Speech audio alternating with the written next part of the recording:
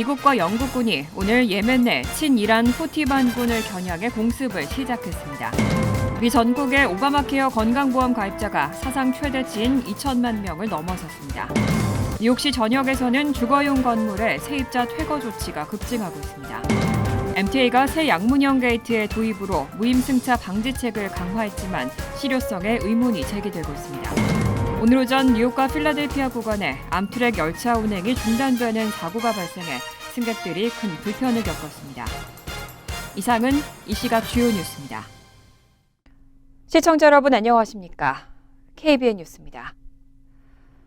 미국과 영국군이 오늘 예멘 내 친이란 후티 반군을 겨냥해 공습을 시작했습니다. 예멘 수도인 사나와 후티 반군의 근거지로 알려진 항구 도시 후다이다 등에서 공습이 이어지고 있습니다. 오동윤 기자가 보도합니다. 미국과 영국군이 예멘 수도인 사나와 후티 반군의 근거지로 알려진 예멘 중서부 항구 도시 후다이다 등에서 공습을 전개하고 있습니다. 미국의 한 관리에 따르면 10개가 넘는 후티 반군 목표물이 미사일에 맞았다며 이번 공습은 홍해에서 상선들을 공격하는 후티 반군을 격퇴하기 위한 것이라고 전했습니다. NBC 뉴스는 해군함정에서 출격한 전투기들이 예멘 내 여러 목표물들을 폭격했고 토마호크 미사일도 동원되었다고 보도했습니다. 미국과 영국군의 목표물로는 예멘 내 후티 반군의 레이더 시스템과 드론 기지, 탄도 미사일과 순항 미사일 기지 등이 포함되었습니다. 이에 앞서 미국과 영국을 비롯한 서방 10개국은 공동 선언문을 발표하고 후티 반군이 홍해 남부에서 상선에 대한 공격을 계속할 경우 대응할 것이라고 경고한 바 있습니다. 팻 라이더 미 국방부 대변인은 어제 브리핑에서 이란은 후티 반군이 활동을 중단하도록 해야 할 역할이 있고 이런 행위가 중단되지 않을 경우 대응이 뒤따를 것이라고 경고했습니다. 반면 후티 반군의 지도자 압둘 말릭 아루티는 미국의 어떤 공격에도 강력하게 대응할 것이라고 밝혔습니다. 이번 공습은 예멘의 불안정한 상황과 지역 안보에 대한 국제적 관심을 더욱 증폭시키고 있습니다. KBN 뉴스 오동윤입니다. 미 전국의 오바마케어 건강보험 가입자가 사상 최대치인 2천만 명을 넘어섰습니다. 가입자는 1년 사이 25%나 폭증했습니다. 어제 보건복지부 통계 기준에 따르면 미국 전체 오바마케어 가입자 수가 지난해 1,600만 명에서 25% 증가해 2천만 명을 넘어섰습니다. 바이든 대통령이 임기를 시작한 2021년에 1,200만 명에 비해서도 크게 증가한 수치입니다. 오바마케어 건보 혜택 등록 마감일은 오는 17일 오전 5시지만 당초 예상됐던 1,900만 명을 이미 일찍이 넘겼습니다. 이런 대규모 증가는 정부 보조금 증가로 인한 가입자 비용 부담의 감소와 팬데믹 사태 종식 이후 메디케이드 자격이 없어진 사람들이 오바마케어를 대안으로 선택한 결과라고 해석되고 있습니다. 특히 지난달 15일에는 하루에만 약 75만 명이 연방정부가 운영하는 건보거래소에서 오바마케어에 가입해 역대 가장 높은 가입률을 기록했습니다. 이때까지 가입한 경우 다음 달부터 혜택을 받을 수 있습니다. 바이든 대통령은 성명을 통해 오바마케어의 높은 인기를 강조하며 오는 11월 대선을 앞두고 오바마케어 홍보에 열을 올리고 있습니다. 하버드대학교 박사이자 보건정책 전문가인 아드리아나 맥킨타이어는 가입자 증가로 인해 미국 의료 시스템 내에서 오바마케어의 위상이 견고해질 것이라고 평가했습니다. 뉴욕시 전역에서는 주거용 건물의 세입자 퇴거 조치가 급증하고 있습니다. 대부분이 계속되는 높은 물가에 렌트를 장기 체납하면서 퇴거 조치를 당했습니다. 지역 매체 고다미스트가 뉴욕시 조사국 데이터를 파악해 보도한 바에 따르면 법원 집행관인 뉴욕시 마셜은 지난해 약 12,000건의 주거용 건물 퇴거 조치를 완료했습니다. 2022년 연간 처리된 퇴거 조치 건수 대비 3배 수준입니다. 대부분이 고물가가 장기화되면서 렌트를 제때 내지 못하고 장기 체납해 퇴거 조치를 당한 경우인 것으로 나타났습니다. 또 법원에서 팬데믹 기간 적체됐던 퇴거 소송 처리 속도를 높인 것도 퇴거 조치 급증의 주요 원인으로 지적됩니다. 2017년부터 현재까지 퇴거 조치를 당한 뉴욕시 세입자는 총 7만 7천 명을 넘어선 상태입니다. 특히 지난해 연말로 접어들면서 퇴거 건수는 더 급증했습니다. 지역별로는 브롱스가 4,000건, 이어 브루클린과 맨하튼, 퀸즈, 스테이튼 아일랜드 순으로 퇴거 조치가 많았고 저소득 유색인종 그룹이 가장 큰 타격을 입은 것으로 나타났습니다. 전문가들은 세입자들의 퇴거를 막는 것이 장기적으로 모두에게 이익이라고 강조하며 렌트 연체 문제를 해결할 옵션이 필요하다고 지적했습니다. 뉴욕주의 긴급 렌트 지원 프로그램은 중단된 상태이고 에릭 애담스 뉴욕시장이 임대 아파트 바우처 프로그램 확대 조례 시행을 거부하고 있어 이에 대한 소송 제기도 검토되고 있는 상황입니다. 메트로폴리탄 교통공사는 새 양문형 게이트의 도입으로 무임승차 방지책을 강화했습니다. 그런데 SNS에서 일부 역의 MTA 게이트 해킹법이 공유되면서 논란이 되고 있습니다. 지난 10일 소셜 네트워크 서비스 플랫폼 틱톡에는 퀸즈 자메이카의 서핀 블러바드, 아처 에비뉴, JFK 공항역 등 개찰구의 옴니 인식면에 손을 몇 번 흔들어 문을 여는 방법이 게재됐습니다. 최소 70만 달러를 지출한 새 문 도입의 실효성에 의문이 생기는 상황입니다. 또 문이 열리는 5초의 시간이 길다는 점이 무임승차를 가능하게 한다는 지적도 나옵니다. 요금을 정당하게 지불한 승객의 뒤로 따라붙기에 충분한 시간이기 때문입니다. 특히 유모차나 휠체어 전용 개찰구는 시간이 긴 만큼 이를 악용하는 사례도 나타나고 있습니다. 익명을 요구한 한 MTA 직원은 한 명이 돈을 내고 3명이 들어간다며 유모차를 끌고 가면 이때 다른 사람이 따라 들어간다고 토로했습니다. 이와 관련해 MTA는 새 개찰구의 해킹 대비책을 찾고 있다고 밝혔습니다. 지난해 6월에는 개찰구 인근에 보안 요원을 배치하는 등의 방안을 마련할 것이라고 밝혔었지만 아직 실천된 바는 없습니다. MTA는 향후 새 솔루션과 보안 요원, 고객 인식 캠페인 등을 통해 문제를 개선하겠다는 방침입니다. 한편 무임승차 단속에 걸릴 경우 $100의 벌금이 부과됩니다. 뉴욕의 지하철역에서 노숙자가 덮고 있던 담요를 들추자 쥐떼가 쏟아져 나오는 영상이 SNS에 공유됐습니다. 누리꾼들은 누구도 저렇게 살 이유가 없다며 충격을 금치 못했습니다. 뉴욕포스트가 보도한 영상에는 뉴욕 지하철의 한 승강장 구석에서 잠을 자고 있던 노숙자가 덮은 담요 밑에서 쥐들이 튀어나와 선로 쪽으로 달려가는 모습이 담겼습니다. 영상 촬영자가 노숙자에게 다가가자 담요 밑에서는 무언가가 꿈틀거리는 모습이 보입니다. 촬영자가 부르자 노숙자는 잠에서 깬 듯 담요를 들쳤고 담요 밑에서는 10마리도 넘는 쥐떼가 쏟아져 나와 달아났습니다. 이 영상이 SNS에 공개된 후 파문을 일으키면서 많은 누리꾼들은 뉴욕시의 노숙자 문제와 쥐 박멸 정책에 대해 우려를 드러냈습니다. 뉴욕시가 노숙자 및 쥐 문제와 관련해 다양한 정책을 펼치고 있는데도 불구하고 노숙자 수는 계속 증가하고 있고 쥐 목격과 기타 해충 관련 불만 접수도 증가하고 있습니다. 지난해 1월 조사에서 거리나 지하철에서 잠을 자는 노숙자는 4,042명으로 집계됐는데 2022년에 3,439명보다 600명 가까이 늘어난 것으로 나타났습니다. 오늘 오전 뉴욕과 필라델피아 구간의 암트랙 열차 운행이 중단되는 사고가 발생해 승객들이 큰 불편을 겪었습니다. 원인은 통신 문제로 알려졌습니다. 오늘 오전 뉴욕과 필라델피아 구간의 암트랙 열차 운행이 중단되는 사고가 발생했습니다. 뉴욕과 뉴저지를 오가는 NJ 트랜짓 열차도 함께 멈춰서면서 출근길 시민들은 큰 혼란을 겪었습니다. 암트랙은 오전 9시 30분부터 열차 운행을 중단시켰고 원인을 통신 문제라고 밝혔습니다.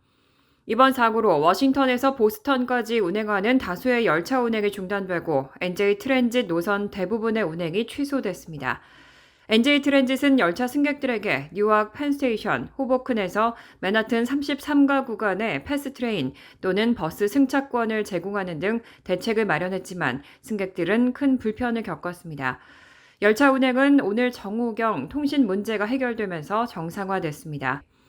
하지만 일부 노선은 오후까지도 30분 이상 지연 운행되는 등 불편이 지속됐습니다. 지난 5일 비행 중 동체 구멍이나 비상 착륙한 보잉 737 맥스 9 여객기의 승객들이 제조사 보잉을 상대로 집단 소송을 제기했습니다. 이들은 소장에서 사고로 신체적 부상과 큰 정신적 충격을 겪었다고 주장하고 있습니다. 워싱턴 포스트와 CBS 방송에 따르면 이번 소송을 제기한 원고는 승객 6명과 가족 1명 등 총 7명입니다. 이들은 알래스카 항공 1282편의 사고와 관련해 어제 보잉 본사가 있는 워싱턴주 시애틀 법원에 소장을 제출한 것으로 전해졌습니다. 지난 5일 발생한 사고로 신체적 부상과 정신적 충격을 겪었다는 내용입니다. 소장에 따르면 몇몇은 뇌진탕을 일으키거나 타박상을 입었고 동체에 난 구멍 때문에 기내 압력이 급격히 낮아진 탓으로 호흡곤란과 두통 증세를 호소했습니다. 특히 사고 당시 기내에 있던 산소 마스크 가운데 상당수가 작동하지 않았다는 주장도 나왔습니다. 원고 측은 보잉이 해당 사고를 자살 실수로 인정한 것을 근거로 집단 소송을 제기했다고 밝히고 알래스카 항공은 피고로 지목하지 않았습니다.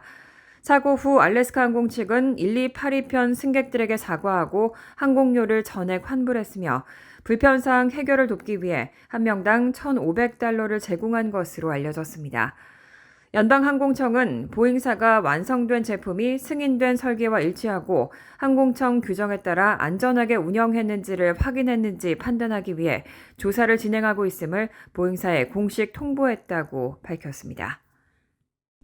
최근 인기를 끌고 있는 살 빠지는 당뇨약 GLP-1 수용체 작동제 계열의 약물이 자살 충동을 일으킨다는 부작용설이 제기돼 왔는데요. FDA가 근거가 없다고 발표했습니다. 식품의약국은 당뇨병 치료제 겸 비만 치료제인 GLP-1 수용체 작동제 계열 약물과 자살 충동의 명확한 연관 관계가 없다고 발표했습니다. FDA는 부작용 보고 시스템에 탈모와 자살 충동, 기도 폐쇄 등의 부작용이 제보되면서 이달 초 조사에 나선 바 있습니다. 이 약물은 본래 2형 당뇨병 치료를 위해 개발됐지만 체중 감량 효과를 인정받으면서 미국에서 큰 인기를 끌고 있습니다. 가장 유명한 제품인 일라이릴리의 젯바운드는 지난해 11월 FDA의 승인을 받아 체중 감량 약물로 판매되고 있고 노보노디스크의 오젬픽 역시 인기를 끌고 있습니다. 두 제약회사들은 지시대로 복용할 경우 해당 약물은 안전하며 FDA의 조사에 협조하고 있다고 밝혔습니다. 한편 FDA는 현재까지 명확한 근거는 없지만 작은 위험성도 배제할 수 없기 때문에 조사를 지속할 예정이라고 밝혔습니다. 한편 영국 보건당국도 GLP-1 약물이 자살 충동을 유발하는지 조사할 것이라고 발표한 바 있습니다. 간추린 소식입니다. 영국 국제교류 전문업체 헨리앤파트너스가 공개한 2024년 1분기 세계 여권 지수에 따르면 한국 여권으로 비자 없이 입국할 수 있는 국가 수는 193개국으로 핀란드, 스웨덴과 함께 공동 2위에 올랐습니다. 올해 공동 1위는 일본과 싱가포르, 프랑스와 독일, 이탈리아, 스페인 등 6개국으로 이들 국민은 194개국의 무비자 입국이 가능합니다. 미국은 188개국으로 캐나다, 헝가리와 함께 공동 7위를 기록했습니다. 지난해 하반기에 이 지수에서 3위에 머물렀던 한국은 반년 만에 2위로 한 계단 올랐습니다. 2013년 13위까지 떨어졌던 한국의 여권 지수는 2018년부터는 계속해서 190여 개국 내외를 유지하며 2위 혹은 3위를 지키고 있습니다. 한국병무청은 재외국민 대상 병역 이행 온라인 설명회를 정례화한다고 밝혔습니다. 병무청은 지난해부터는 최초로 온라인 화상회의 시스템을 활용해 2월 필라델피아, 7월 로스앤젤레스, 11월에는 일본 니카타와 히로시마 등 해외 동포들을 대상으로 병역 이행 설명회를 실시한 바 있습니다. 올해에는 재외국민들이 많이 거주하는 유럽과 동아시아 재외공간과 협력해 온라인 설명회를 정례 추진하는 등 재외국민들과의 소통을 확대할 계획입니다. 병무청에 따르면 영주권자 등 입영 희망 신청자 제도를 처음 도입한 2004년 38명에 불과했던 신청자가 2020년에는 704명으로 꾸준히 늘어 2023년 누적 기준 8,000명을 넘어섰습니다. 바이든 대통령이 한인 제스민 윤 변호사를 버지니아 서부 연방법원 판사로 지명했습니다. 2006년 버지니아 법대를 졸업한 윤 지명자는 버지니아대 법률 자문을 거쳐 최근까지 캐피털 원 사내 윤리 담당 부사장으로 일해왔습니다. 윤 지명자가 상원 인준을 받게 되면 버지니아 서부 연방법원에서는 최초의 비백인 판사로 기록되고 버지니아 연방법원 전체에서는 첫 아시안 판사가 됩니다. 백악관 측은 올해 첫 연방판사 지명자 6명 중 1명인 윤 지명자가 법원을 리드할 탁월한 자질을 갖고 있고 헌법을 사수할 훌륭한 품성을 지니고 있다고 밝혔습니다. 한국 사위로 잘 알려진 레리 호건 전 메릴랜드 주지사가 오늘 11월 미국 대선에 무소속 후보로 출마할 움직임을 보여 관심을 받고 있습니다. AP통신 등에 따르면 호건 전 주지사가 이번 대선에서 독자 후보 추대를 추진하는 중도 성향 정치단체 노 레이블스의 공동대표에서 물러난 사실이 뒤늦게 알려졌습니다. 호건이 대선 후보로 나오기 위해 공동대표에서 물러나는 것이 아니냐는 해석입니다. 호건은 중도 보수 성향으로 공화당 내에서 대표적인 반 트럼프 인사로 꼽히고 있습니다. 환율과 증권 소식입니다.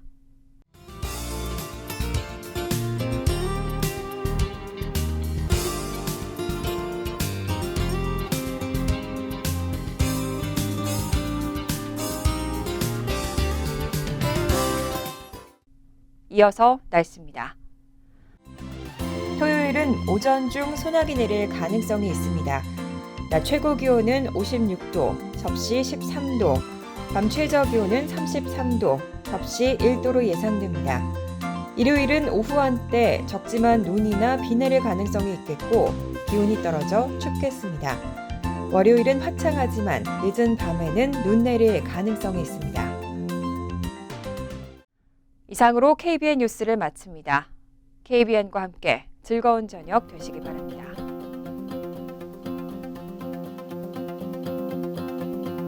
미 동부 최대 한인방송 KBN이 제작하는 KBN 뉴스는 웹사이트 mykbn.com 그리고 유튜브와 페이스북에서 다시 보실 수 있습니다. 좋아요, 구독, 알림 설정은 뉴스 제작에 큰 도움이 됩니다.